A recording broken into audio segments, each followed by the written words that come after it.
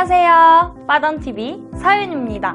2019년 야구 역사에 역사적인 사건이 벌어졌습니다. 바로 1936년부터 매년 야구 발전에 기여한 이들을 기리기 위해 헌액자를 선발하고 있는 메이저리그 명예전당의 역사상 처음으로 만장일치 헌액자가 탄생한 것인데요. 그 주인공은 다름 아닌 뉴욕 양키스의 마무리 투수 마리아노 리베라. 하지만 그에 반해 이번에도 메이저리그 역사에 이름을 남길 활약을 펼쳤던 투수 클레멘스와 외야수 본즈는 올해도 명예전당에 입성하지 못했습니다. 그 이유 대체 뭘까요? 바로 약물 전적이 있던 선수들이었기 때문인데요. 펜크레드 스포츠의 한 기자는 그들이 명예전당에 입성할 일은 없을 것이라고 이야기했습니다. 이렇듯 야구 선수들에게는 한 번이라도 약물을 복용한 사실이 드러나면 죽을 때까지 약한 남자라는 주홍 글씨가 새겨지는데, 하지만 더 가슴 아픈 사실은 KBO 리그도 약물에서 자유롭지 못하다는 사실입니다. 한국 프로야구 KBO에 도핑 테스트가 도입된 시기는 2007년.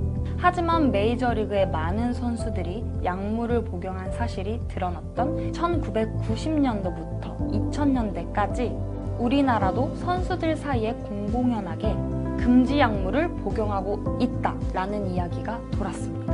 메이저리그처럼 많은 선수는 아니었지만 이는 거의 기정사실화되어 있었는데요. 마혜영 전 선수가 자신의 책을 통해서 이러한 사실을 밝히기도 했었죠.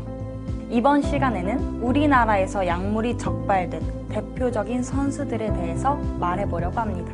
약물 전력이 있는 약한 남자. 대체 누구인지 지금부터 시간 순서대로 살펴보실까요? 시간을 한참 거슬러 올라가 보겠습니다. 지금으로부터 약 18년 전인 2002년 첫 번째 도핑 테스트에서 양성을 받은 선수는 바로 진가병 선수입니다. 한국 프로야구 선수 중 도핑 테스트로 적발된 최초의 사례였는데요. 당시 아시안게임 대표팀의 후배를 뽑히게 하기 위해 소변에 약을 탔다는 말도 안 되는 인터뷰로 팬들의 분노를 샀었는데요. 나중에도 인터뷰에 순간적으로 당황해 거짓말을 했다고 말했는데, 결과론적으로는 약물 복용으로 인해 국가대표에 뽑히지 못할 것이 겁났던 것으로 보여집니다. 하지만 당시 KBO 규정상 약물에 대한 처벌 조항이 전무했기 때문에 징계가 없었을 뿐만 아니라 약물 복용이 어떤 의미인지도 다들 제대로 알지 못했죠. 참 답답할 노릇이죠. 진가병 선수는 2002년 당시 약물 적발을 당한 해 포수 부문에서 골든글러브를 수상하고도 별다른 욕을 먹지 않았으니까 말이죠. 그러나 진가병 선수는 삼성 왕조의 안방마님으로 많은 반지를 꼈음에도 역대급 포수를 언급할 때는 언급되지 않았습니다. 그 이유 바로 여기 있지 않을까 싶네요. 다음은 4년을 거슬러 올라갑니다. 진가병 사태 이후 4년 만인 2006년 제1회 WBC 약물 검사에서 양성 반응을 보인 선수는 박명환 선수입니다. 박명환은 당시 2005년 시즌 어깨 부상 치료 중 복용한 진통제가 문제가 된 것 같다고 해명을 하게 되지만, 다른 인터뷰에서는 갑상선 질환 치료제 복용이라고 말해 의문을 증폭시켰는데요. 해명이 각기 달라 더욱 의심을 사게 됩니다. 당시 검출된 약물의 이름은 생소한 노런드로스테론. 근육 강화제의 일종인 노런드로스테론. 진통제와는 전혀 다른 용도로 쓰이고 있기 때문에 이는 어깨 부상이나 갑상선 치료를 위해 복용을 했다고 하기에는 딱 판단은 여러분들에게 맡기겠습니다. 어찌됐던 박명환 선수는 당시 징계로 국제대회 2년간 출전 금지 처분이 전부였고, 이때 또한 KBO 징계는 이루어지지 않았습니다. 그리고 박명환은 LG와 FA 계약을 통해 대박을 터뜨리게 됩니다. 어떤 의도였건 금지 약물을 복용했다는 것 자체가 문제의 소지가 있습니다.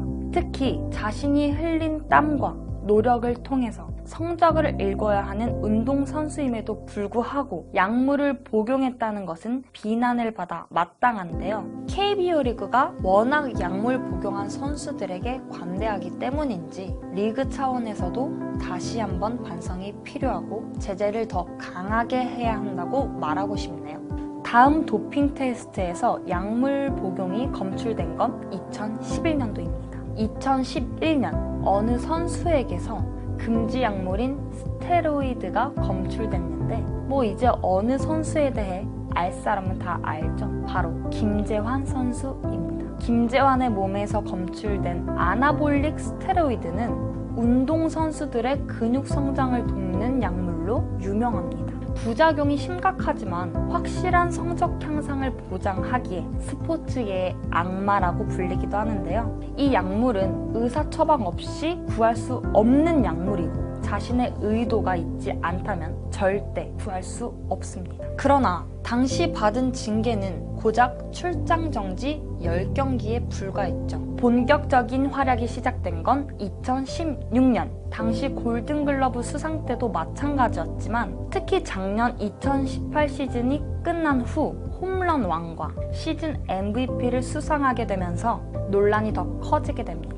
이러다 보니 많은 팬들의 비난을 피해갈 수 없었는데요. 솔직히 말해서 올림픽이나 메이저리그에서는 금지 약물을 복용을 하게 되면 메달 박탈 혹은 명예전당 입성 금지 등 선수 능력에 대한 평가 절하는 물론 성적으로 인정하지 않는 것이 일반적인데 KBO 리그는 유례 없이 금지 약물을 복용한 선수에게 MVP를 수여했는데요. 참 야구팬의 한 사람으로서 정 떨어지는 부분이기도 합니다. 스테로이드를 하지 않았어도 재능이 뛰어났던 선수였지만 약물의 유혹을 이기지 못했던 김재환 선수. 이는 선수 커리어에 영원한 오점으로 남게 되지 않을까 생각이 듭니다. 자, 마지막 바야흐로 2015년 시즌 중반 도핑 테스트에서 또 한 번 금지 약물인 스타노조롤이 최진행 선수의 몸에서 검출되었습니다.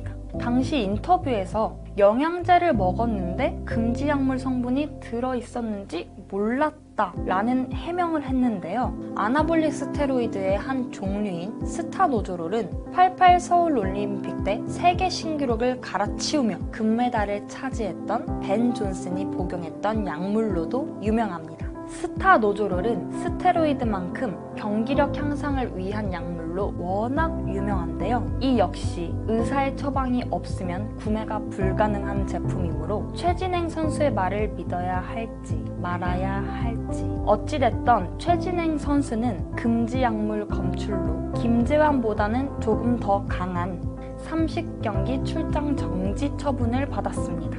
한때 김태균을 대체할 거포로 평가를 받았고 2010년 32홈런으로 30홈런을 넘긴 이후에 30홈런을 넘기지 못했지만 두 자릿수 홈런을 꾸준히 쳐줄 수 있는 선수로 평가를 받았었는데요. 약물 이후에 계속되는 부상과 부진이 이어지고 있죠. 잘못한 것은 잘못한 것이고 부상은 빨리 회복되었으면 좋겠네요. 지금까지 약물 전적이 있는 선수들에 대해서 알아봤는데요. 어떤 의도였건 금지 약물을 복용했다는 것 자체가 문제고 특히 자신의 흘린 땀과 노력을 통해서 성적을 이루어야 하는 운동선수가 약물을 복용했다는 것은 비난을 받아 마땅하다고 생각합니다. 또한 약물 복용한 선수들에게 관대한 KBO 역시 리그 차원에서도 다시 한번 반성이 필요하다고 생각되는데요. 그렇지 않다면 앞으로 우리는 더 이상 선수들에 대한 신뢰를 찾아보기 힘들게 돼버리겠죠. 앞으로는 도핑에 대한 제재를 더욱 강화하고 모든 선수들이 정정당당하게 경기를 치를 수 있도록 스포츠계의 지속적인 관심과 노력이 필요해 보입니다. 그럼 지금까지 야구소녀 서윤이었습니다. 우리 다음 시간에 꼭 만나요. 안녕. 구독과 좋아요, 알림 설정 꼭 해주실 거죠? 띵!